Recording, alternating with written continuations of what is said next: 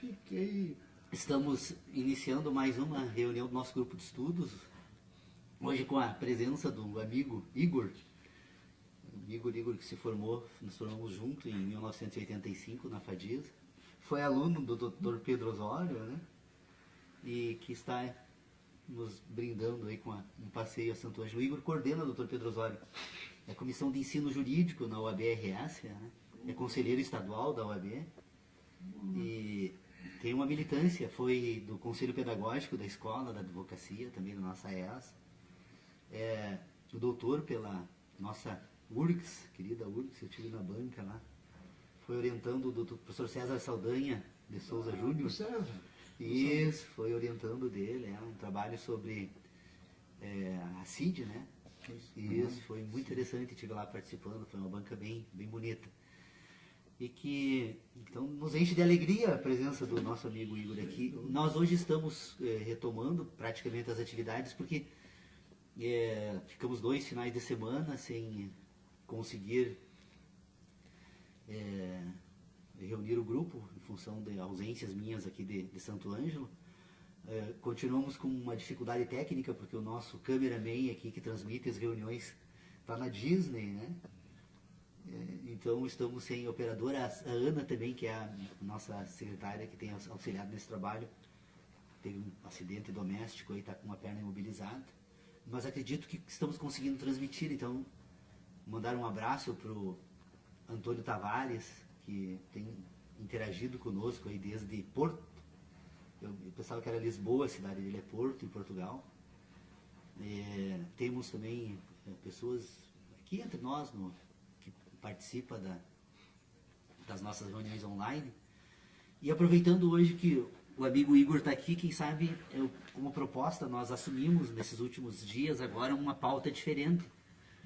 Nós tínhamos uma pauta que era pôr em ordem as competências que permitem ao ser humano entender e pensar. E agora nós estamos examinando uma outra competência, que é pôr em ordem as habilidades, então, que permite o homem agir, a ação humana. Essa ação humana, então, ela é o terceiro momento de um estudo que tem já 4 fases, eu poderia dizer. A primeira fase do nosso grupo de estudos foi quando passamos a investigar a respeito da pauta que pretendíamos estabelecer aqui. Percebemos que a tarefa que estávamos enfrentando era da maior complexidade, porque o Dr. Pedro Osório fez uma preleção em 4 de abril de 2006, neste local aqui, pondo em ordem todos os estudos havidos até então sobre a teoria do conhecimento e o problema que a teoria do conhecimento se propõe a resolver. E com essa palestra do Dr. Pedro Osório, nós começamos então a nos perguntar sobre a seguinte questão: se era possível conhecer algo, até que ponto, se fosse possível, a resposta positiva, então, é possível conhecer, até que ponto, então, se conseguia conhecer, e depois, de que forma, como se conhece algo. Esse como se conhece algo que ocupou depois desses momentos que nós estamos examinando agora. Na época, então, percebemos que a teoria do conhecimento, desde sempre, ela esbarrava ao tentar responder a primeira pergunta, né? Se é possível conhecer algo, né? E aí não faltam exemplos, que eu posso citar apenas 2, quem sabe, para dimensionar a dificuldade da tarefa que nos debruçamos inicialmente. Diz respeito às nossas aptidões, que se nós efetivamente falamos em conhecer algo, nós em verdade estamos examinando as nossas relações com o mundo, na natureza e conosco mesmo, né? Porque quando falamos de conhecimento, estamos falando de sensações que objetos produzem nos nossos sentidos e, portanto, que nos permitem ter experiências. Aquela afirmação inicial de Kant, lá que todo conhecimento tem origem na experiência, né? Então foi a primeira questão que nós percebemos que era necessário entender o que significa isso, né? Depois de entendermos, então, essa primeira questão, né, de que a capacidade humana de conhecer é extremamente limitada, porque ela está restrita aos sentidos humanos e, portanto, como os sentidos humanos são relações que uma estrutura orgânica se estabelece com outras estruturas e com a própria natureza como um todo, e destas relações então se apresentam para o homem enquanto um ser que busca o tal do conhecimento, sensações, e destas sensações pôr em ordem essas sensações para tentar organizar aquilo que ele denomina então de experiência ou de conhecimento. Tudo isso nos deu assim uma dimensão que é praticamente impossível resolver este assunto na totalidade, mas que mesmo sendo impossível resolver esse assunto na totalidade, em relação a esse assunto algumas questões poderiam ser organizadas. Então nós, por exemplo, chegamos a uma conclusão que desvanece, que faz com que todos nós abandonemos imediatamente essa tarefa quando vamos refletir sobre as estrelas. As informações astronômicas nos dão conta de que as estrelas, a mais próxima, que é o Sol, ela se encontra a 8 minutos e 20 e poucos segundos da Terra, ou seja, se o Sol desaparecesse neste momento, nós durante 8 minutos continuaríamos iludidos com a existência dele, quando na verdade não existia mais. Bom, se o Sol que está a 8 minutos já nos coloca essa dificuldade, imagina uma estrela que está a 100 mil anos, ou a milhões de anos, como os astrônomos nos afirmam. Então, percebemos que essa dificuldade de falar sobre a teoria do conhecimento, que por sua vez fala, na verdade, das sensações humanas, e as sensações humanas que se encontram em escalas temporais completamente distintas dos fenômenos que produzem sensações, nós chegamos à conclusão que esse assunto estava fora de pauta. Nós vamos, então, para o segundo momento, né? Percebemos, então, que havia aquilo que nós chamávamos de conhecimento, e que esse conhecimento estava limitado, então, às nossas sensações, e, portanto, deveríamos nos contentar com elas, e deixamos esse assunto, então, em suspensão, né, Dr. Pedro Osório, usar esse termo, suspendemos esse debate para voltar a um outro, que é a seguinte questão. Bom, se nós temos essa dificuldade, percebemos a grandeza da tarefa que temos para realizar e a dificuldade dessa tarefa, se essa tarefa que se revela quase impossível, então vamos deixar de lado e vamos examinar como é possível perceber a existência, inclusive, dessa tarefa. Ou seja, como é possível, então, esse ser que sente e que, portanto, das sensações constrói algo que ele chama de conhecimento, né? Então, nós percebemos que estávamos nos referindo a uma estrutura orgânica que se chama homem, que faz parte da natureza e que se destaca entre os seres vivos. Percebemos que entre os seres vivos, então, nós podemos identificar nesta parcela, então, da natureza, uma característica que distingue essa parcela da natureza dos demais elementos da natureza e fenômenos da natureza, que é a capacidade de entender naturalmente o meio em que vive. Toda estrutura orgânica dotada de vida se relaciona com o meio que vive e entende naturalmente esse meio para adequar este meio às suas necessidades de sobrevivência. Isso vale para a ameba e vale para o homem. O que distingue essa característica da ameba e do homem é a complexidade dos processos que são utilizados para constituir esse meio de entendimento, que nós poderíamos chamar assim, né? Então, temos da ameba o homem.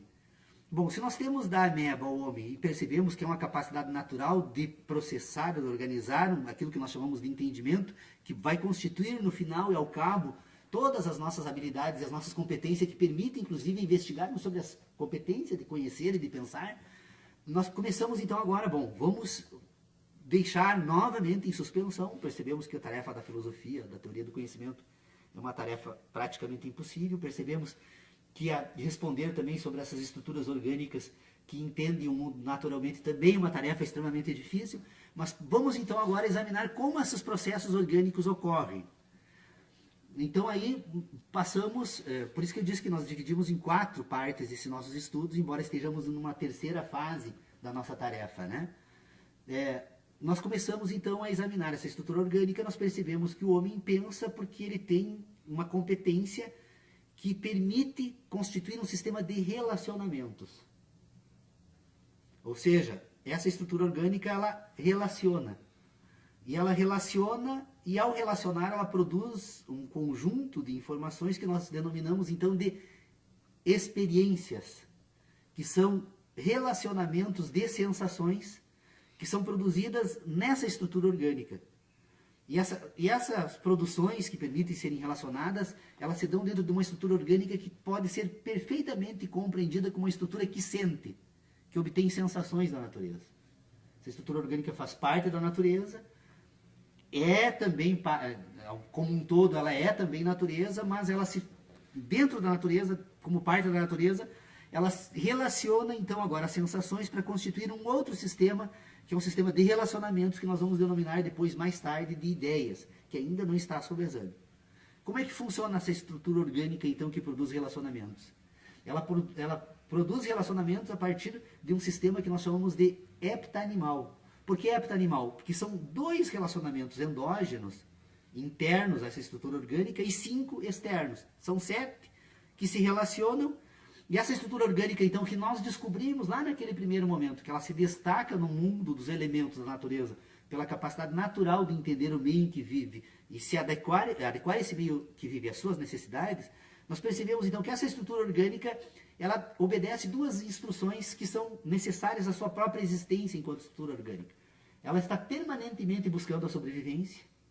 Essa estrutura orgânica vai fazer qualquer coisa, enquanto estrutura orgânica, para sobreviver no meio em que vive.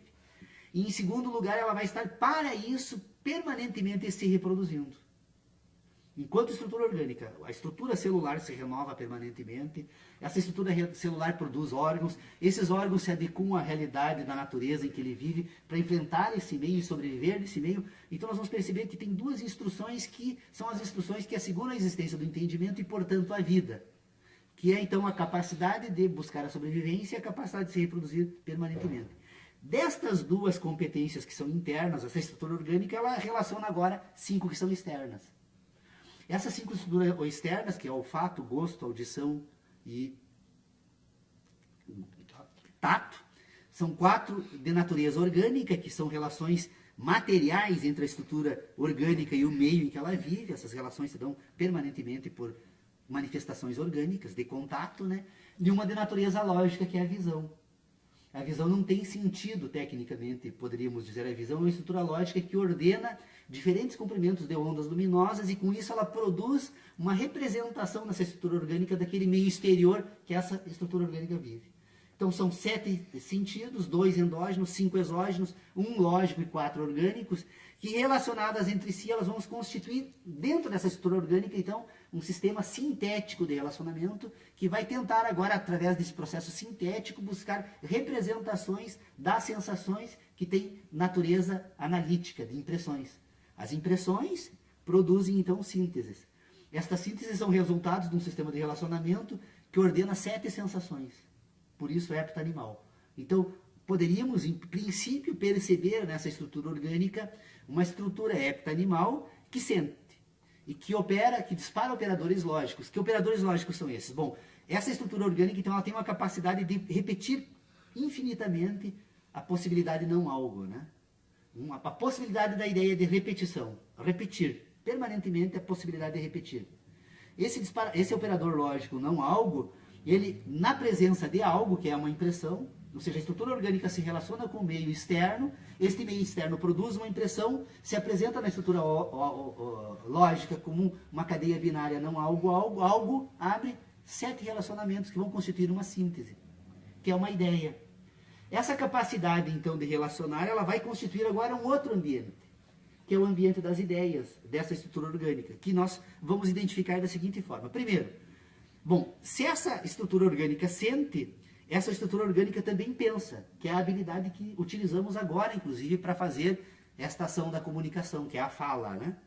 A estrutura orgânica, então, ela vai constituir um sistema de relacionamentos baseado, então, nos operadores lógicos não algo, não algo, uma cadeia de repetição, algo, uma cadeia de sucessão, de acontecimentos que se ordenam no espaço.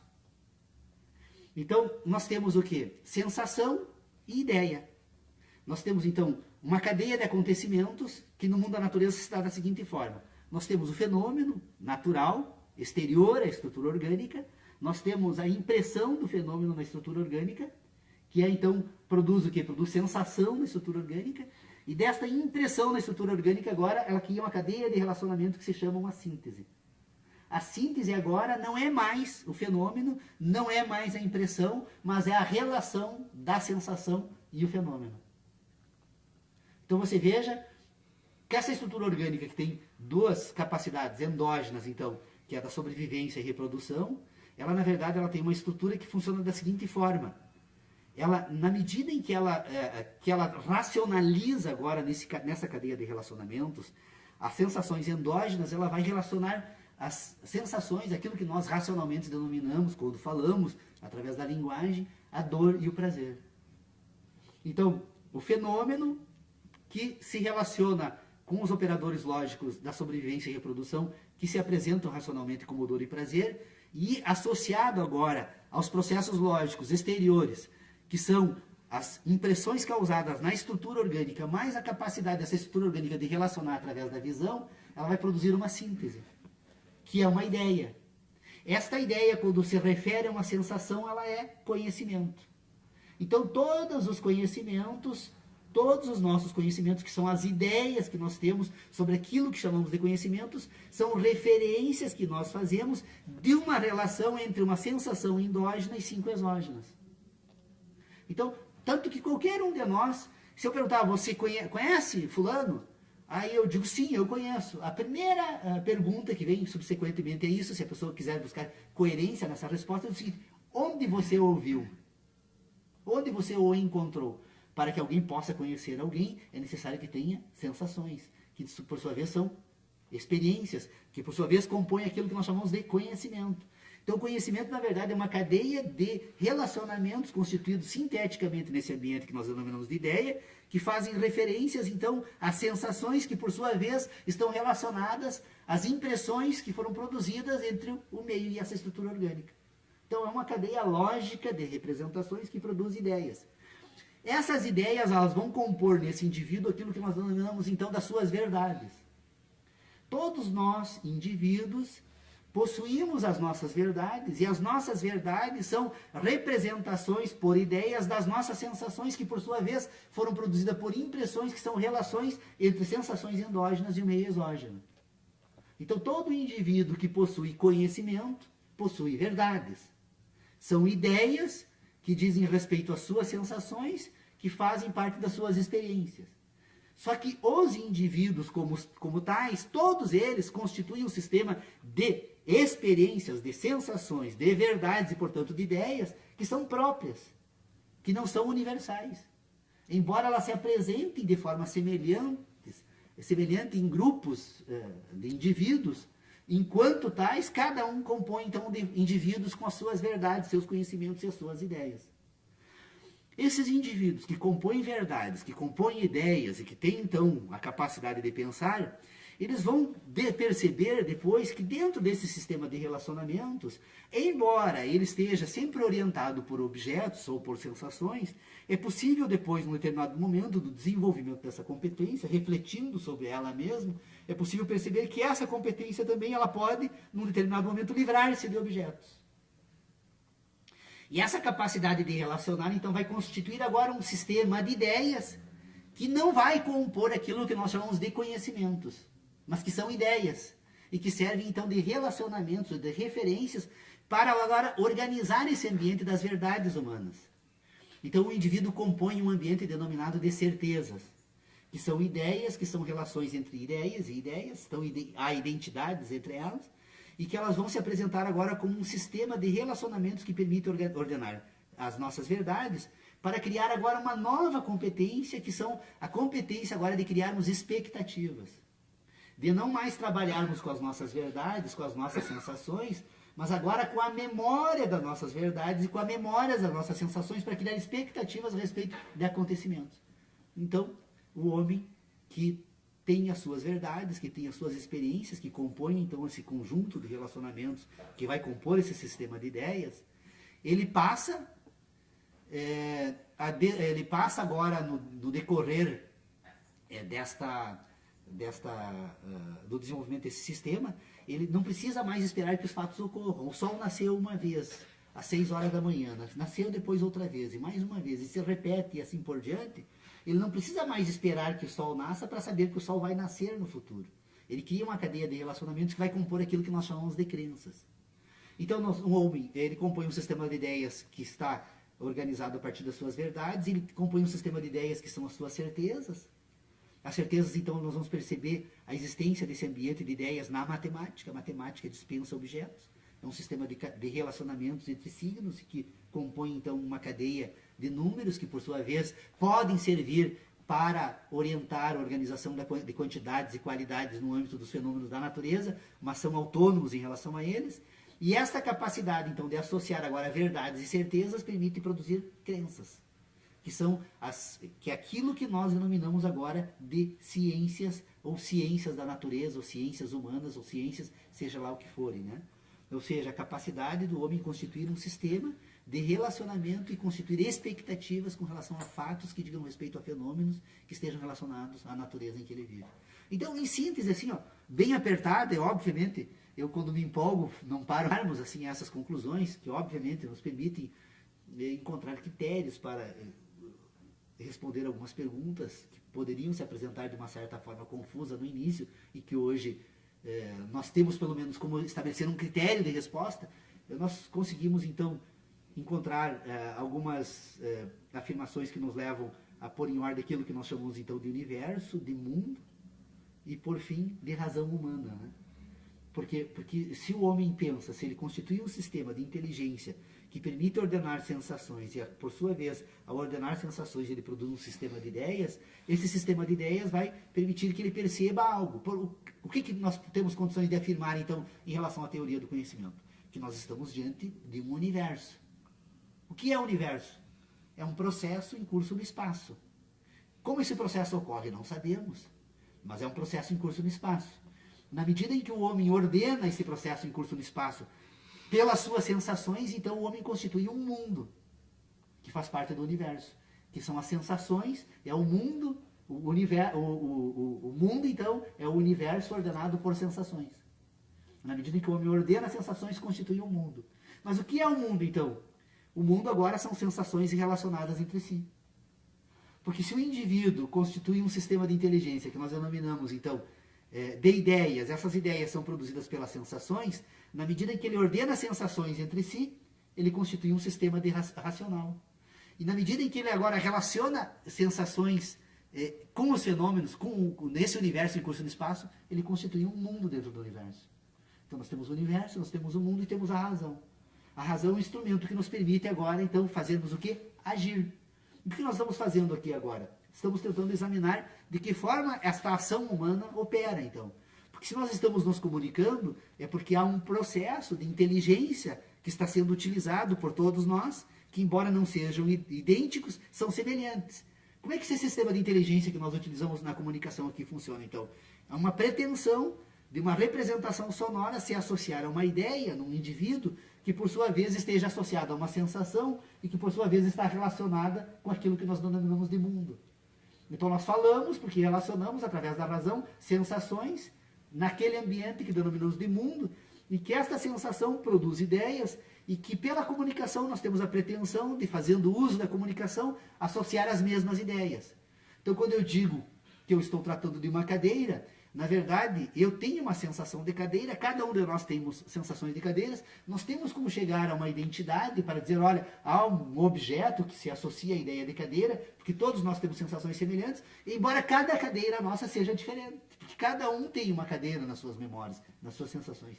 Mas é uma ação comunicativa, e que ela funciona a partir então de uma estrutura orgânica que funciona a partir de um sistema então, de ação direta e uma ação indireta. Isso aí é o assunto que nós introduzimos na última reunião aqui, né? Essa estrutura orgânica, nós poderíamos dizer, então, que ela tem um sistema de ação direta, que são as ações voltadas para o interior dessa estrutura orgânica, né? Então, nós poderíamos dizer que essa estrutura orgânica direta, ela tem ações, quando ela é direta, ela tem ações que são involuntárias, que são voluntárias e que são mistas. Estrutura orgânica que tem ação direta, então, involuntária. O batimento, a ação involuntária orgânica, né? O batimento cardíaco. Embora nós não tenhamos controle sobre ele, eu, sob o ponto de vista das ações orgânicas do meu organismo, meu coração bate sem que eu precise ter qualquer interferência com relação a esse processo orgânico. Agora, esse processo orgânico, que por sua vez tem algumas ações diretas e involuntárias, tem também ações diretas, orgânicas, que são mistas, que não são nem involuntárias e não são nem involuntárias e nem voluntárias, como algumas atividades orgânicas, como respirar. Embora ela seja uma ação direta, quase involuntária, nós podemos paralisar por um período, né? Outras ações orgânicas do próprio organismo, né? Depois essa estrutura orgânica direta, né? Ela que tem ações involuntárias, tem ações mistas, ela tem ações voluntárias, como o movimento dos membros e da própria estrutura fonética que nos permite falar, né? Essa estrutura orgânica que faz uso de uma capacidade agora voluntária, ela consegue produzir movimentos de partes do corpo, inclusive da fala. Então, quando nós temos essas ações que são orgânicas, diretas, voluntárias, que nós podemos classificar de voluntária, involuntária e mista, né? E que podemos classificar como ações orgânicas de movimento e de sensação, nessa estrutura orgânica também existe uma ação involuntária, orgânica e direta, que são as sensações. Quando alguém produz um barulho, quando a própria fala, minha comunicação que eu estou fazendo aqui, produz em vocês uma ação orgânica, direta, involuntária, de sentido, que vocês, mesmo não querendo, a menos que fechem os ouvidos para não receber as impressões sonoras, vocês vão se submeter então a um processo orgânico que se manifesta através da fala. Bom, se nós temos a direta, nós temos a indireta. A indireta agora é quando ela se projeta para fora do organismo, né? A ação indireta para fora do organismo, então ela pode, a mais importante de todas é a ação de movimento. A ação de movimento ela pode ser simples, né? Quando o movimento simplesmente se opera, move a mão, né? Ou pegue um copo, né? Ou ela pode ser complexa, quando ela move para fora do indivíduo e relaciona mais de um objeto. Pegue um copo e largue na mesa. Então você veja que a ação orgânica indireta de movimento complexa, porque ela produz um movimento fora do indivíduo e depois relaciona esse movimento com um outro objeto. Por isso que ela se torna complexa. E nós temos, então, a mais importante das ações humanas, que é a que eu acredito que vai consumir os próximos 8 anos do grupo de estudos aqui, que é ação indireta de sensação, que é aquela que nós utilizamos agora através da fala, para com a ação indireta de movimento, de sensação, nós vamos agora produzir no outro indivíduo, ela tem o propósito de produzir no outro indivíduo, agora ordenar sensações fora da estrutura orgânica. Né? Ela tem ação indireta orgânica, né? Que é a reprodução. O ser humano, quando se reproduz, ele produz uma ação indireta, porque é fora dele e é orgânica. Alguém diz, não, mas a mulher é direta, porque não, ela produz num determinado momento, mas ela depois se projeta para fora, essa reprodução. Né? Mas a ação indireta de sensação é aquela, então, pela qual o indivíduo, fazendo uso da ação indireta de movimento, ele busca ordenar sensações numa estrutura orgânica que está fora da sua estrutura, que é o que nós vamos fazer agora quando utilizamos, então, de representações fonéticas para buscar associar ideias a sensações e a fenômenos, e com isso estabelecer um sistema de comunicação, que é o próximo, né, próxima etapa dessa cadeia de 3 que nós estamos examinando, né? Nós temos então uma cadeia que diz respeito ao homem que sente, que estamos examinando, que a teoria hepta animal busca responder. Nós temos a segunda estrutura, que é o homem que pensa, que eu acho que deve estar lembrado um texto que eu escrevi tentando explicar esse tópico, que infelizmente ainda não consegui encontrar novos argumentos para sustentar as ideias que se encontram naquele texto, que se chama Ambiente Sintético da Ciência. O Ambiente Sintético da Ciência foi o primeiro estudo que eu fiz, pelo menos, cujo propósito é tentar explicar como são produzidas as ideias, né? Como se relacionam impressões e sínteses num sistema, né? Para permitir, então, que o indivíduo constitua um sistema de ideias, a partir da capacidade natural de entender o mundo que vive. Então nós temos o homem que sente, o homem que pensa e agora o homem que age. Por isso dividimos nesses 3 momentos. E são 4 fases, porque tem a primeira que vai pôr em ordem, então, todo esse problema da teoria do conhecimento, porque não é possível ingressar nessa discussão que é da maior complexidade, da maior dificuldade para nós que somos civilizados, porque o processo civilizatório ele tem por finalidade quebrar completamente as relações naturais entre o homem que sente e o homem que pensa, né? Para fazer com que o homem que pensa governe o homem que sente, né? A razão civilizada é uma razão que te impõe Tanto que há toda uma tentativa humana, né, de restabelecer esse vínculo, né? E você mesmo contava ontem da experiência que você, né, viajou a um país com uma cultura diferente, que absolutamente de forma normal ele encontrou um indivíduo que simplesmente estava completamente nu, só com a metade da roupa no corpo, e a cidade toda tratava como se não houvesse absolutamente nada. Ou seja, é um sujeito que está tentando romper com a razão civilizada, porque, na verdade, qual é a razão para termos tanta vergonha do nosso corpo, né? Aliás, que talvez que produz as relações mais naturais do ser humano, né? Que são as orgânicas da reprodução e que assegura a existência da vida no planeta, né? Não só entre os homens, mas como os animais. Por quê? Porque nós quebramos a cadeia entre o homem que pensa e o homem que sente. E aí, agora nós constituímos um mundo que, na verdade, é uma forma de reduzir o homem, né, a um indivíduo civilizado. O indivíduo civilizado é aquele que pensa e que agora se guia pelos pensamentos, não pelas sensações. Desculpe o exagero do tempo que eu utilizei. Eu sei que o Dr. Pedro Osório e o Fernando Sodré, que também é um grande filósofo, aí tem dado mostras, né, a tempo, e o Hélio, e todos nós aqui temos, como dizia o Dr. Léo Fett, né, ele disse, olha, nós temos que usar o método dos atenienses, eles davam o direito à pessoa a falar o tempo que quisesse, desde que em apenas uma perna, né? Quando cansasse tinha que parar, né?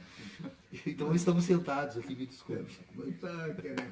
Não quebrar gelo, porque o ambiente está suficientemente aquecido de ideias, de colocações, né, de surpresas, de provocações, né, fundamentalmente. Mas é isso que nós estamos fazendo aqui, Igor. É uma montanha de problemas onde cada um bastaria para deflagrar toda uma explosão dessas. A cada momento,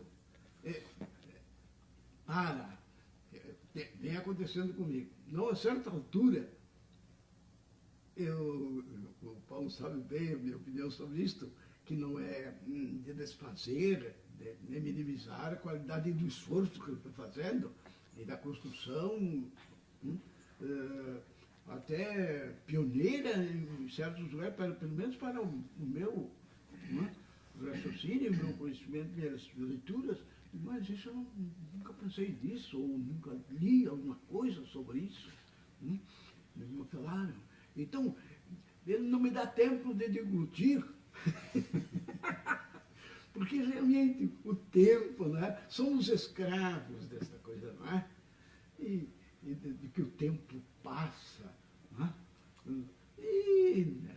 Vocês já nos disseram, os mais antigos, né? Somos nós que passamos, né? Não estou compondo. Então, são colocações desafiadoras. Aquelas que mais simples, me parecem, são as que mais vão me perturbar lá na frente. O que vai dar alguma razão ao cético. Embora a razão cética seja extremamente capenga, porque onde ela se apoia para derrubar a lógica das modalidades. Possível, impossível, é necessário. O cético é impossível o conhecimento. Em que base, então, o senhor se apoia para poder dizer isto, se me deres isso, eu fico muito agradecido. Ando à procura de algo. Então, o cético coloca já de antemão, como absoluto, isto é impossível. O conhecimento é impossível. O que não é, o que nos torna ilusório é a qualidade de um saber que pode vir apoiada ou não em bons argumentos e, sobretudo, de utilidade, um instrumento de controle social para o direito, né? Amenizar essas arestas que as normas jurídicas ensejam. Por isso, o senhor tem sido atraído para esses lugares. E com a tua presença, me faz lembrar a minha passagem modestíssima pela nossa Universidade Federal.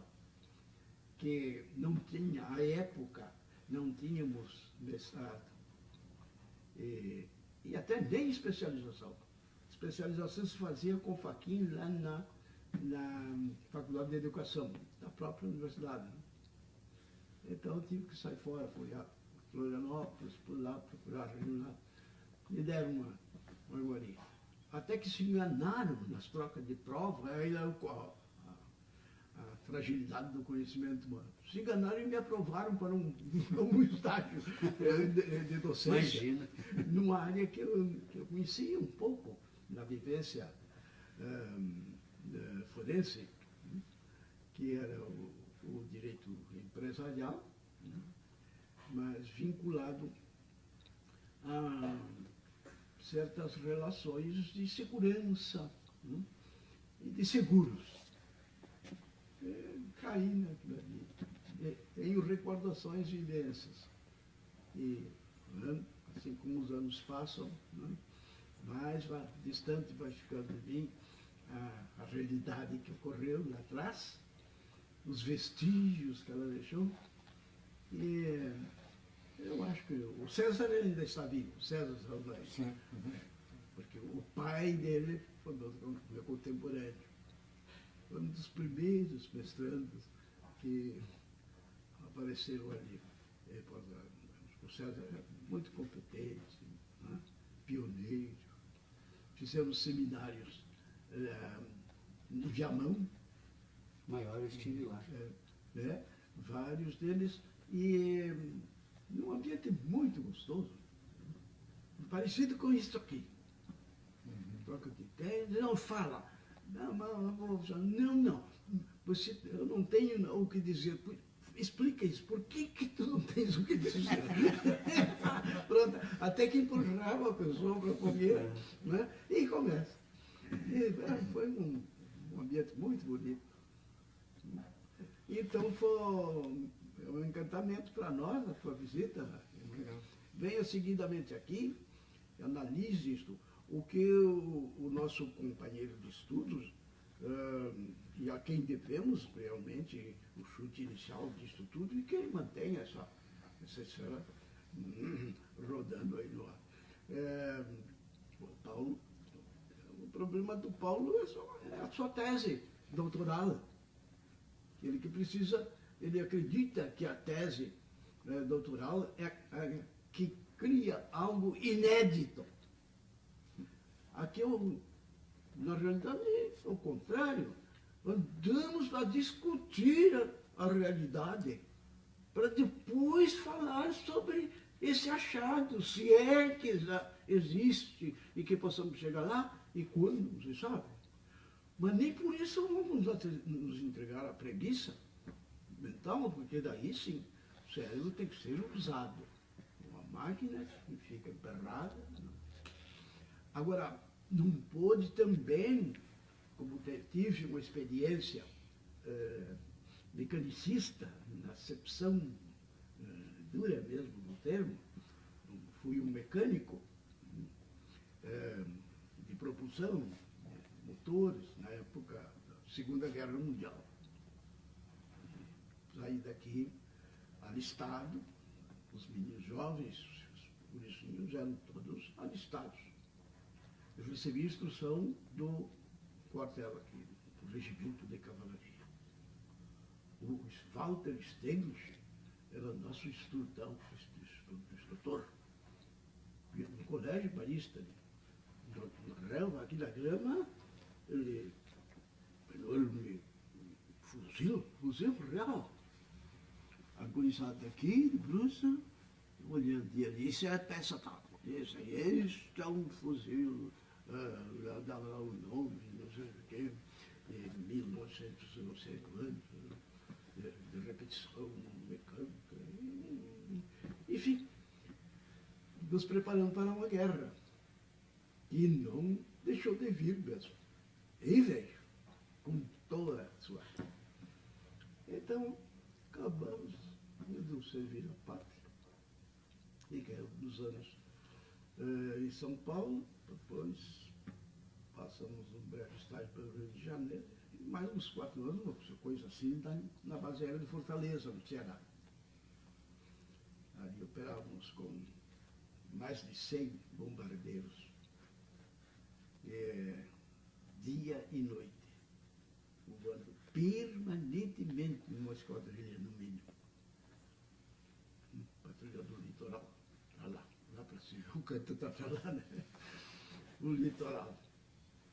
Então, voltei depois dessa jornada toda e fui encontrar uns companheiros dessa qualidade para pensar, que coisa boa pensar, né, sobre a realidade, especialmente sobre a realidade simplesmente pensada, ou porque já passou, ou porque ainda não chegou, ou porque não existe.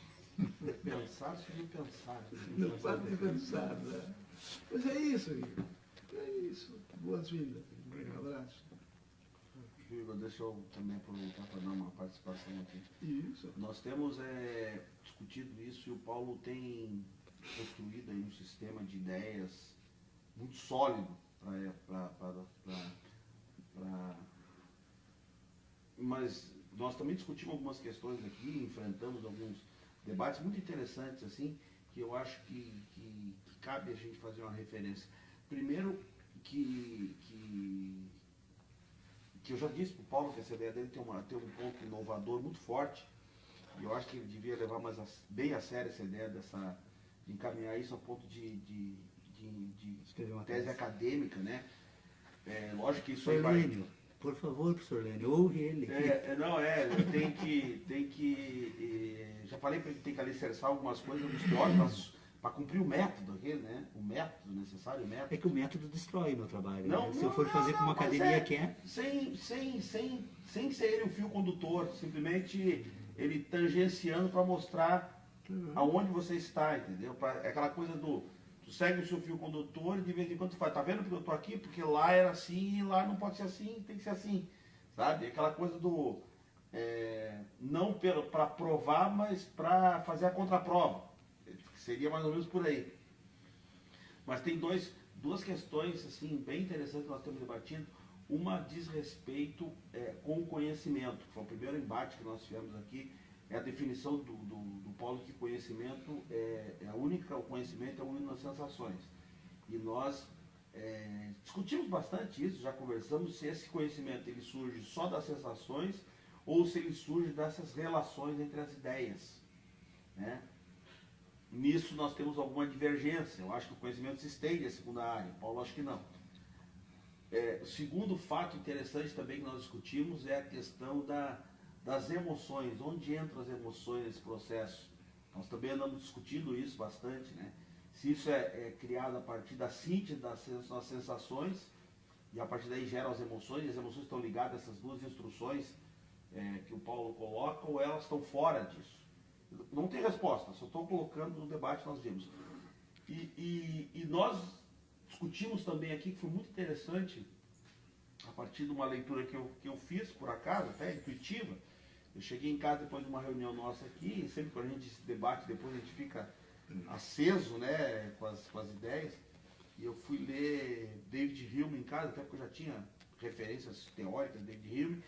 E quando eu li aquilo, eu vi o Paulo discutindo aqui no grupo. Aí liguei para ele e falei, Paulo, tem que ler o Hume, que o Hume fala umas coisas aqui que estão colocadas exatamente. E aí o Paulo leu a parte que eu sugeri para ele, e aquilo deu uma repercussão muito interessante também no nosso debate, né?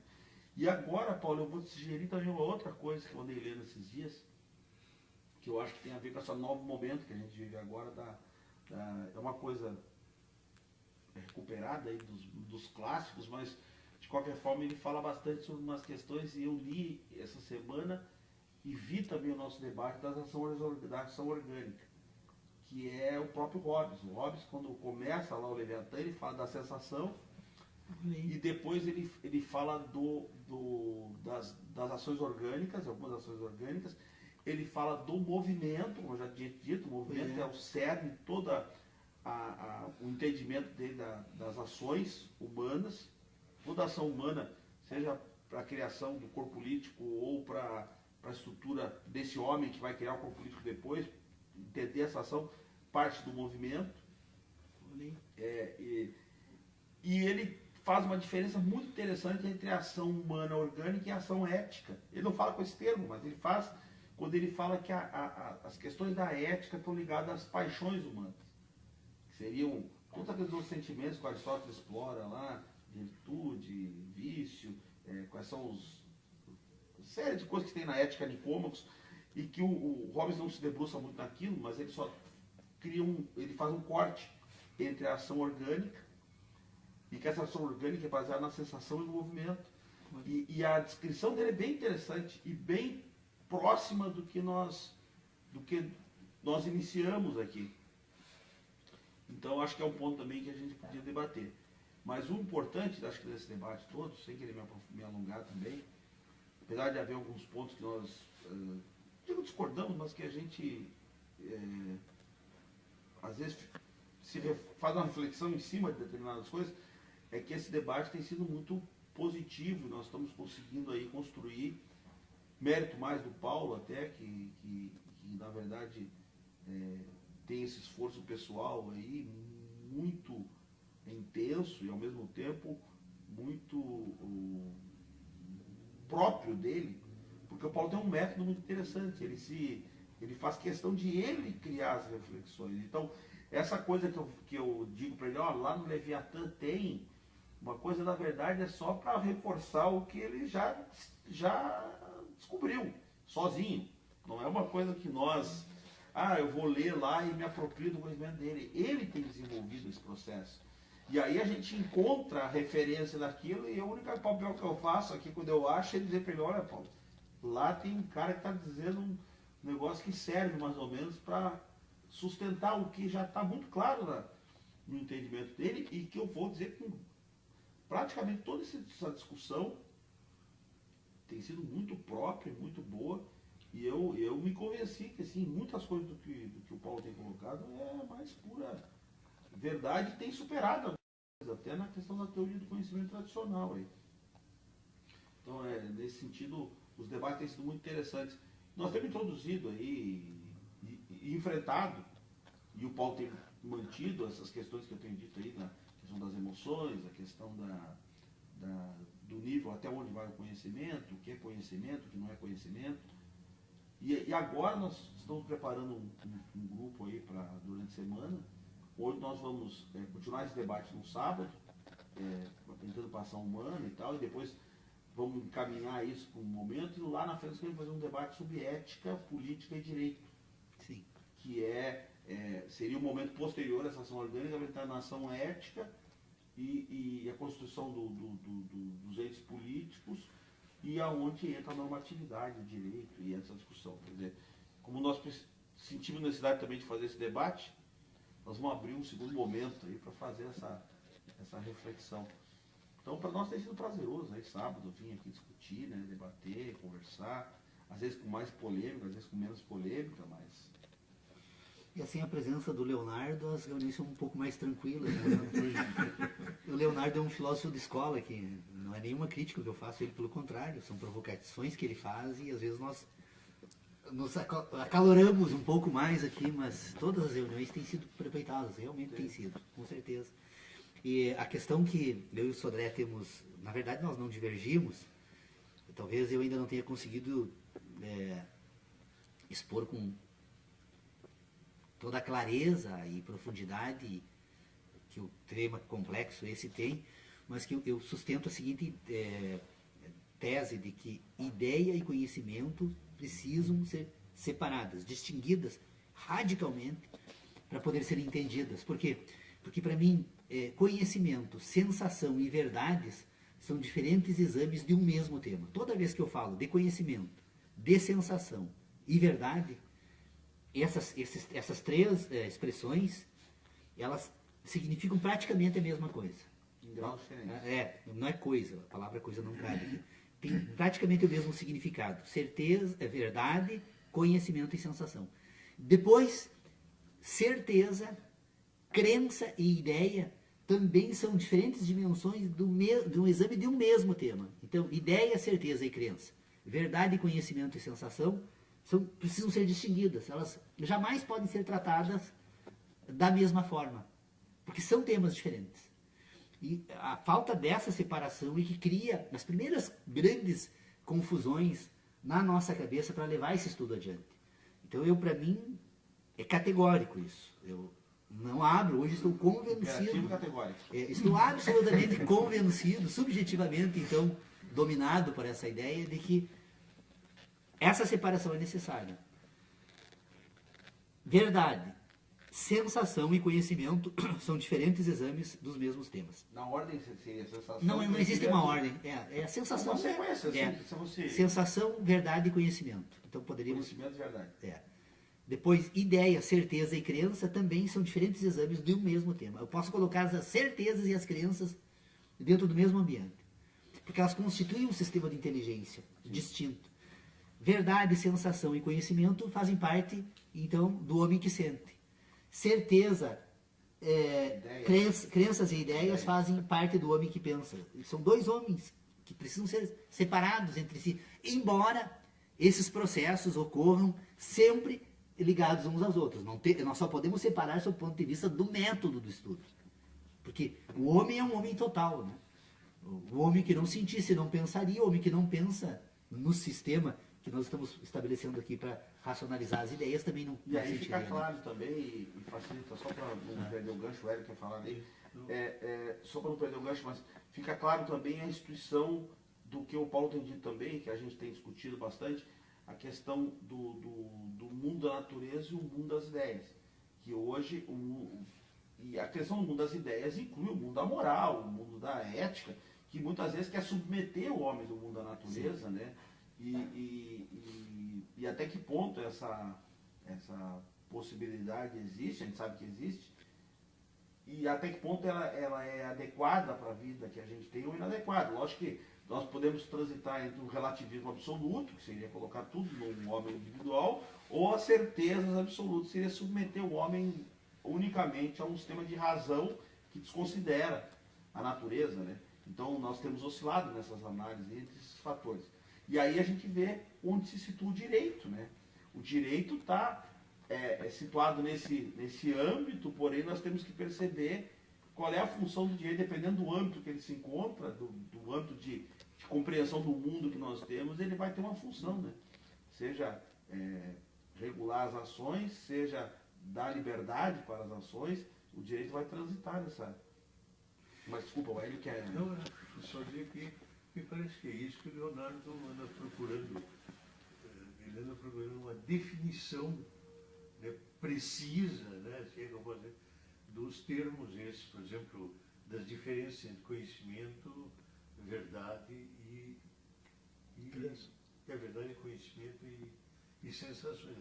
Ele parece estar procurando justamente, mas já no âmbito das filosofia palavras acadêmica, em si, vamos dizer, hermenêutica da linguagem. Hermenêutica da linguagem. Aí nós entramos. O problema todo que eu percebo, assim, da dificuldade que nós enfrentamos e que ela é permanente e se apresenta sempre nas nossas discussões aqui, é que nós precisamos separar um pouco essas categorias filosóficas, porque elas não podem ser confundidas. Olha, se o que eu digo está correto, então nós teríamos que necessariamente concluir a seguinte questão. As sensações são sempre dos indivíduos. Eu não tenho como ter uma sensação e depois passar a sensação para o Dr. Pedro Osório. Então a sensação é individual. Se a sensação é individual, as verdades também são. Então, as verdades, eu não tenho como passar uma verdade para o Dr. Pedro Osório. A verdade é sempre minha. Bom, se a sensação e a verdade são sempre minhas, os conhecimentos também.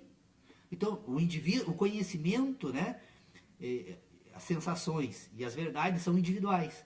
Bom, alguém diz, mas peraí, nós temos um sistema de conhecimento. A ciência é um sistema de conhecimento que não é mais individual, ela é coletiva, não. A ciência constituiu um sistema de relacionamentos que constrói um sistema de ideias, que constitui um sistema de crenças, né, baseado em certezas e ideias. Mas ideias, certezas e crenças, elas constituem um outro âmbito de inteligência em que, obviamente, há comunicação entre ideia e conhecimento. Eu não posso separar, porque o indivíduo que conhece, ele também pensa. O problema é como tratar, do ponto de vista das universalidades. A questão né? é categorial, não é nem categorial, a questão definição linguística das categorias. Porque, por exemplo, essa questão da verdade, e eu concordo contigo que a verdade ela sempre individual. Teoricamente, mas há uma tentativa na filosofia, aí que eu queria chegar, de universalizar determinadas verdades, e aí que é a chamada crise da metafísica, que é a grande discussão que se tem na filosofia dos últimos 100 e poucos anos aí, é a questão da chamada crise da filosofia a partir da crise da metafísica. O que é a crise da metafísica? A crise da discussão dessas ideias ou dessas verdades, entre aspas, a metafísica não buscando universalizar a metafísica não se, a metafísica nunca, a filosofia nunca conseguiu separar, distinguir esses dois ambientes. A única vez que eu percebo que alguém tinha, pelo menos nos textos que eu li, esses dois temas relativamente bem postos é David Hume. Quando ele vai expor lá na ciência da natureza humana, ou filosofia moral, né, a distinção entre o homem da ação e o homem do entendimento. Ele separa. Mas ainda assim é o homem da ação e do entendimento, não é o homem da sensação. Ele não trabalha com essa categoria pura da sensação. Por que eu julgo necessário, reputo necessário esse debate e essa discussão? Porque se nós formos trazer esse debate para o direito, e por isso que é necessário toda essa preparação prévia, nós vamos perceber, por exemplo, qual foi a tentativa, né, de Hans Kelsen, né, no direito. A tentativa do Hans Kelsen é constituir um sistema de ciência do direito, enquanto um sistema de ideias. Olha, no âmbito das ideias eu constituo a ciência. Não existe ciência mais ciência que a matemática. Ou algum metafísico, cético, metafísico, negaria a categoria por excelência de ciência da matemática. Tanto que é a ciência das certezas, né? Então é a mais absoluta demonstração da capacidade humana de pensar. Baseado num livrinho aquele, se é a ciência das certezas, ou como é que é? É a ciência da certeza. Eu não tive tempo de ler, aí eu ficava lendo. Na verdade, então nós temos um indivíduo que precisa ser tratado da seguinte forma: as verdades são individuais, as certezas são universais e as crenças são coletivas. Tudo aquilo que nós chamamos de ciência é um sistema de crença, porque é constituído no âmbito das ideias, fundamentado em relações de ser. Então, qual é o problema de Kelsen? O problema de Kelsen não é a ciência do direito na proposta normativa dele. O problema de Kelsen é que ele não conseguiu distinguir na obra dele, para refutar os críticos que ele conseguiria refutar. A impossibilidade está numa ciência da imputação. É na imputação da norma jurídica que a ciência se atrapalha. Porque toda vez que nós formos constituir um sistema de ideias hierarquizado, constitucional, como ele propõe, perfeito. É um sistema de ideias que se estabelece. O problema do direito não é, então, uma ciência normativa. O problema do direito é uma ciência de imputação. Porque toda vez que estivermos diante de um fato da natureza, onde um indivíduo se encontrar diante daquilo que nós denominamos de jurídico, alguém vai ter que dizer: este fato é assim. Então o problema da crise está na natureza, não nas ideias. O problema da teoria do conhecimento é esse. Bom, vamos manter a nossa tradição de encerrar pontualmente às 11 horas, né? Mas ficam as provocações, então, para os próximos encontros. Obrigado. E grandes. Deixa eu fazer a foto. A questão da imputação. É, o problema da ciência do direito estava assim. Me caiu essa ficha agora esses dias. Sim, sem dúvida. Porque a questão da imputação Entendimento, que nós poderíamos chamar assim, né? Então temos da ameba ao homem.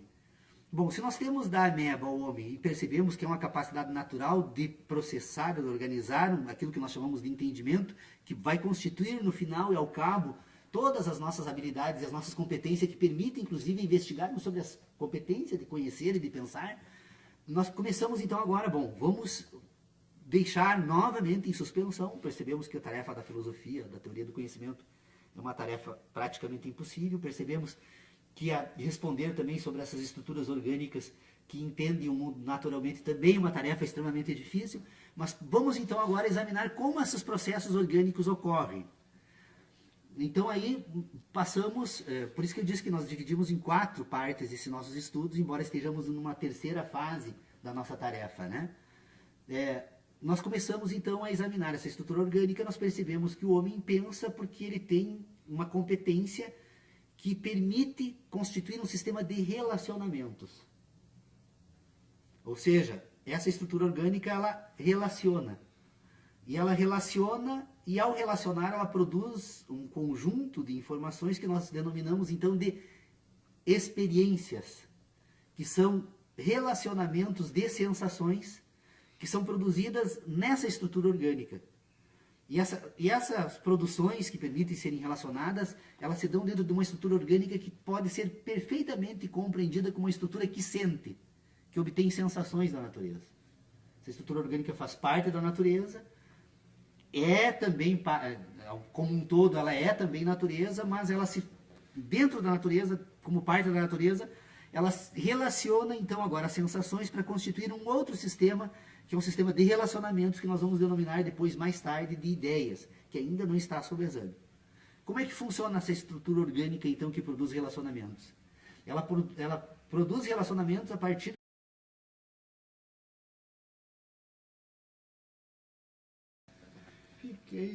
Estamos iniciando mais uma reunião do nosso grupo de estudos, hoje com a presença do amigo Igor. Igor que se formou, nos formamos juntos em 1985 na FADIS, foi aluno do Dr. Pedro Osório, né? E que está nos brindando aí com um passeio a Santo Ângelo. O Igor coordena o Dr. Pedro Osório, é a Comissão de Ensino Jurídico na UAB-RS, né? É conselheiro estadual da UAB e tem uma militância, foi do Conselho Pedagógico da Escola da Advocacia, também da nossa EAS. É o doutor pela nossa URGS, querida URGS, eu estive na banca lá, foi orientando o professor César Saldanha de Souza Júnior. Isso, foi orientando dele, um trabalho sobre a CID, né? Isso, foi muito interessante, estive lá participando, foi uma banca bem bonita. E que, então, nos enche de alegria a presença do nosso amigo Igor aqui. Nós hoje estamos retomando praticamente as atividades, porque ficamos 2 finais de semana sem conseguir reunir o grupo, em função de ausências minhas aqui de Santo Ângelo. Continuamos com uma dificuldade técnica, porque o nosso cameraman aqui, que transmite as reuniões, está na Disney, né? Então estamos sem operadora. A Ana também, que é a nossa secretária, que tem auxiliado nesse trabalho, teve um acidente doméstico e está com uma perna imobilizada. Mas acredito que estamos conseguindo transmitir, então mandar um abraço para o Antônio Tavares, que tem interagido conosco aí desde Porto. Eu pensava que era Lisboa, a cidade dele é Porto, em Portugal. Temos também pessoas aqui entre nós que participa das nossas reuniões online. E aproveitando hoje que o amigo milhões de anos, como os astrônomos nos afirmam, então percebemos que essa dificuldade de falar sobre a teoria do conhecimento, que por sua vez fala, na verdade, das sensações humanas, e as sensações humanas que se encontram em escalas temporais completamente distintas dos fenômenos que produzem sensações, nós chegamos à conclusão que esse assunto estava fora de pauta. Nós vamos, então, para o segundo momento, né? Percebemos, então, que havia aquilo que nós chamávamos de conhecimento, e que esse conhecimento estava limitado, então, às nossas sensações, e, portanto, deveríamos nos contentar com elas, e deixamos esse assunto, então, em suspensão, né, doutor Pedro Osório, usar esse termo, suspendemos esse debate para voltar a um outro, que é a seguinte questão. Bom, se nós temos essa dificuldade, percebemos a grandeza da tarefa que temos para realizar e a dificuldade dessa tarefa, se essa tarefa que se revela quase impossível, então vamos deixar de lado e vamos examinar como é possível perceber a existência, inclusive, dessa tarefa. Ou seja, como é possível, então, esse ser que sente e que, portanto, das sensações constrói algo que ele chama de conhecimento, né? Então, nós percebemos que estávamos nos referindo a uma estrutura orgânica que se chama homem, que faz parte da natureza e que se destaca entre os seres vivos. Percebemos que entre os seres vivos, então, nós podemos identificar nesta parcela, então, da natureza, uma característica que distingue essa parcela da natureza dos demais elementos da natureza e fenômenos da natureza, que é a capacidade de entender naturalmente o meio em que vive. Toda estrutura orgânica dotada de vida se relaciona com o meio que vive e entende naturalmente esse meio para adequar este meio às suas necessidades de sobrevivência. Isso vale para a ameba e vale para o homem. O que distingue essa característica da ameba e do homem é a complexidade dos processos que são utilizados para constituir esse meio de... O Igor está aqui, quem sabe, como proposta, nós assumimos nesses últimos dias agora uma pauta diferente. Nós tínhamos uma pauta que era pôr em ordem as competências que permitem ao ser humano entender e pensar, e agora nós estamos examinando uma outra competência que é pôr em ordem as habilidades então que permite o homem agir, a ação humana. Essa ação humana então ela é o terceiro momento de um estudo que tem já 4 fases, eu poderia dizer. A primeira fase do nosso grupo de estudos foi quando passamos a investigar a respeito da pauta que pretendíamos estabelecer aqui. Percebemos que a tarefa que estávamos enfrentando era da maior complexidade, porque o Dr. Pedro Osório fez uma preleção em 4 de abril de 2006, neste local aqui, pondo em ordem todos os estudos havidos até então sobre a teoria do conhecimento e o problema que a teoria do conhecimento se propunha a resolver. E com essa palestra do Dr. Pedro Osório, nós começamos então a nos perguntar sobre a seguinte questão: se era possível conhecer algo, até que ponto, se fosse possível, a resposta positiva, então, é possível conhecer, até que ponto, então, se conseguia conhecer, e depois, de que forma, como se conhece algo. Esse como se conhece algo que ocupou depois desses momentos que nós estamos examinando agora. Na época, então, percebemos que a teoria do conhecimento, desde sempre, ela esbarrava ao tentar responder a primeira pergunta, né? Se é possível conhecer algo, né? E aí não faltam exemplos, que eu posso citar apenas 2, quem sabe, para dimensionar a dificuldade da tarefa que nos debruçamos inicialmente. Diz respeito às nossas aptidões, que se nós efetivamente falamos em conhecer algo, nós em verdade estamos examinando as nossas relações com o mundo, na natureza e conosco mesmo, né? Porque quando falamos de conhecimento, estamos falando de sensações que objetos produzem nos nossos sentidos e, portanto, que nos permitem ter experiências. Aquela afirmação inicial de Kant, lá que todo conhecimento tem origem na experiência, né? Então foi a primeira questão que nós percebemos que era necessário entender o que significa isso, né? Depois de entendermos, então, essa primeira questão, né, de que a capacidade humana de conhecer é extremamente limitada, porque ela está restrita aos sentidos humanos e, portanto, como os sentidos humanos são relações que uma estrutura orgânica se estabelece com outras estruturas e com a própria natureza como um todo, e destas relações, então, se apresentam para o homem enquanto um ser que busca o tal do conhecimento, sensações, e destas sensações, pôr em ordem essas sensações para tentar organizar aquilo que ele denomina, então, de experiência ou de conhecimento. Tudo isso nos deu, assim, uma dimensão que é praticamente impossível resolver este assunto na totalidade. Mas que, mesmo sendo impossível resolver esse assunto na totalidade, em relação a esse assunto, algumas questões poderiam ser organizadas. Então, nós, por exemplo, chegamos a uma conclusão que desvanece, que faz com que todos nós abandonemos imediatamente essa tarefa quando vamos refletir sobre as estrelas. As informações astronômicas nos dão conta de que as estrelas, a mais próxima, que é o Sol, ela se encontra a 8 minutos e 20 e poucos segundos da Terra, ou seja, se o Sol desaparecesse neste momento, nós durante 8 minutos continuaríamos iludidos com a existência dele, quando na verdade não existia mais. Bom, se o Sol que está a 8 minutos já nos coloca essa dificuldade, imagina uma estrela que está há 100 mil anos, ou a